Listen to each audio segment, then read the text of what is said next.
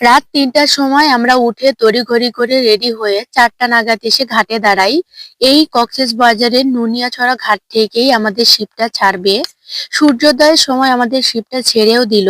শিপে ওঠার সময় আপনি পানির বোতল কিংবা প্লাস্টিকের কোনো খাবারের প্যাকেট নিয়ে উঠতে পারবেন না। আর যদি গোপনে নিয়েও ওঠেন, আমার অনুরোধ থাকবে এগুলো আপনারা সাগরে ফেলবেন না। আমি নিজেই দেখেছি অনেকে ফেলেছে। এটা আসলে আমাদের করা উচিত না। এই বঙ্গোপসাগর আমাদের জাতীয় সম্পদ এবং আমাদের জাতীয় সম্পদ রক্ষণাবেক্ষণ এবং পরিষ্কার পরিচ্ছন্নতা রাখা অবশ্যই আমাদের দায়িত্বের মধ্যেই পড়ে। নুনিয়াছড়া ঘাট থেকে সেন্ট মার্টিন যেতে শিপে টোটাল ৬ ঘন্টার মতো সময় লাগে।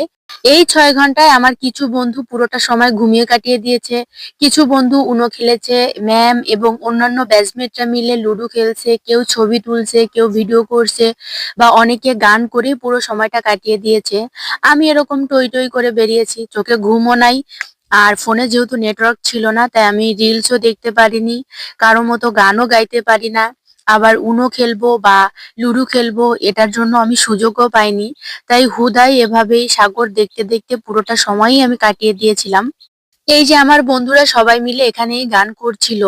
আগে যখন সেন্ট মার্টিনের অনেক রিলস দেখতাম তখন ভাবতাম এই সাগরের জল এত নীল হতেই পারে না, এটা হয়তো এডিটেড। কিন্তু আমি নিজেই যখন গেছি তখন দেখি নীল আসলেই অনেক বেশি নীল, কখনো বা সবুজ।